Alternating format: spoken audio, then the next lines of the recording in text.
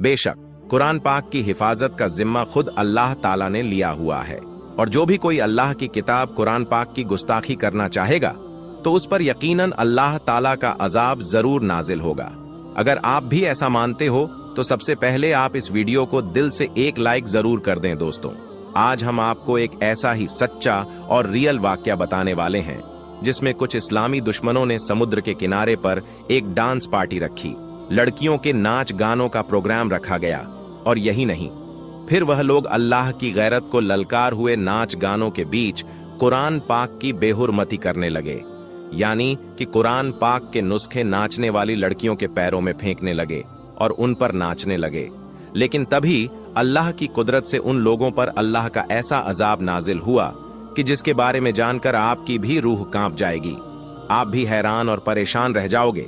इसलिए आज का यह वीडियो आप सभी के लिए बहुत खास है।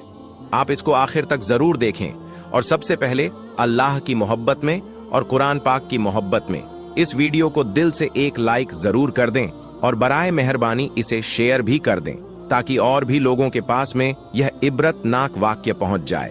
तो चलिए दोस्तों, शुरू करते हैं। दोस्तों, इस्लाम को मिटाने और कुरान पाक को खत्म करने की कोशिश आज से नहीं बल्कि तब से ही हो रही है जब से दीन इस्लाम इस दुनिया में आया है।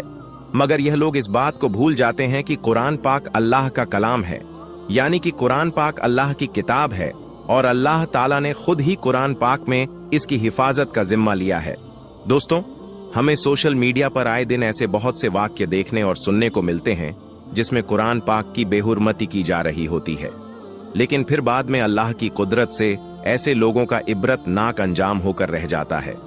आज हम आपको एक ऐसा ही सच्चा और रियल वाक्य बताने वाले हैं जिसमें कुरान पाक की खुली बेअदबी की गई और अल्लाह पाक को ललकारा गया, लेकिन बाद में अल्लाह की कुदरत से उन लोगों का ऐसा हश्र हुआ, ऐसा इबरतनाक अंजाम हुआ कि जिसे देखकर दुनिया की रूह कांप गई, और आज तक उन लोगों की लाश तक नहीं मिली है। यानी कि आज तक उन लोगों की बॉडी का किसी को पता नहीं चल सका है कि आखिर उन लोगों की लाश गई कहां। दोस्तों, कुछ साल पहले तुर्की के अखबारों में तुर्की में आने वाले जलजले के हवाले से एक निहायत ही इबतनाक वाक्य छपा था जिसे देखकर दुनिया हैरान रह गई थी। और यही नहीं, इस लेख के छपने के बाद बहुत से गैर मुसलमानों ने इस्लाम भी कबूल किया था। इस लेख में लिखा गया था कि तुर्की के बहरिया में समुद्र के किनारे पर एक शराबी अड्डा था। एक बार वहां पर कुछ शराबी लोगों ने एक डांस पार्टी रखी। उसमें काफी सारे लोगों को इकट्ठा किया गया। उस डांस पार्टी में नाचने और गाना गाने वाली लड़कियों की बहुत बड़ी तादाद ने शिरकत की, यानी कि बहुत सी लड़कियों को नाचने के लिए बुलाया गया और शराबों और कबाब की खूब महफिलें सजाई गई।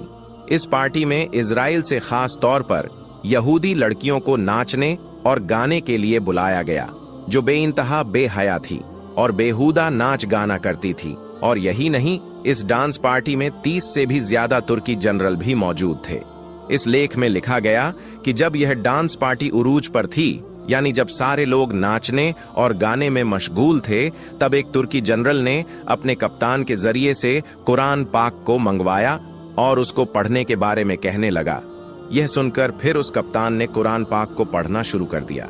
इसके बाद वह जनरल इसका मतलब भी पूछने लगा, तो इस पर उस कप्तान ने ला इल्मी का इजहार कर दिया, यानी कि वह कैप्टन कहने लगा कि मुझे इसके मतलब के बारे में कुछ मालूम नहीं है, लेकिन हाँ, मुझे इस बात के बारे में जरूर मालूम है कि इस कुरान पाक में अल्लाह ने एक जगह पर इरशाद फरमाया है कि बेशक कुरान को हमने ही नाजिल किया है और बेशक हम ही इसकी हिफाजत करने वाले हैं।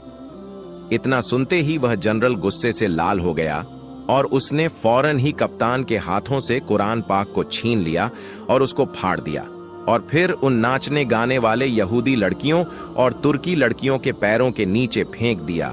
और फिर चिल्लाकर वह जनरल कहने लगा कि इस कुरान को नाजिल करने वाला कहां पर है, जिसने यह कहा है कि हम ही इसकी हिफाजत करेंगे। अब वह कहां पर है, कहां है इस कुरान को आसमान से उतारने वाला? देखो आज हमने इस कुरान के साथ में क्या किया है। अब दोस्तों, इधर उस जनरल का इतना कहना था, इसी दौरान वहां पर एक निहायत ही खौफनाक वाकया पेश आया। कहा जाता है कि उसी वक्त अचानक से एक खौफनाक रोशनी नजर आई। जिसने इस नजारे को देखा है उसने बताया कि उस रोशनी ने देखते ही देखते पूरे इलाके को अपने लपेट में ले लिया। और इसके बाद समुद्र फट पड़ा और फिर देखते ही देखते समुद्र में आग के शोले बुलंद होने लगे, साथ ही गोलों के फटने की आवाज भी आने लगी। और इसके बाद अल्लाह ने उस पूरे शराबी अड्डे को मुद्र के बीच में कर दिया और उन सबको समुद्र में गर्क कर दिया। मगर दोस्तों, यहाँ पर अजीब बात यह हुई कि इस डांस पार्टी में शरीक होने वाले इजरायली फौजियों और उनकी बेहया लड़कियों की लाशों का आज तक कुछ भी पता नहीं चल सका है। यानी कि आज तक इस बात का पता नहीं लग पाया है कि आखिर उन सब की लाशें गई कहां पर हैं।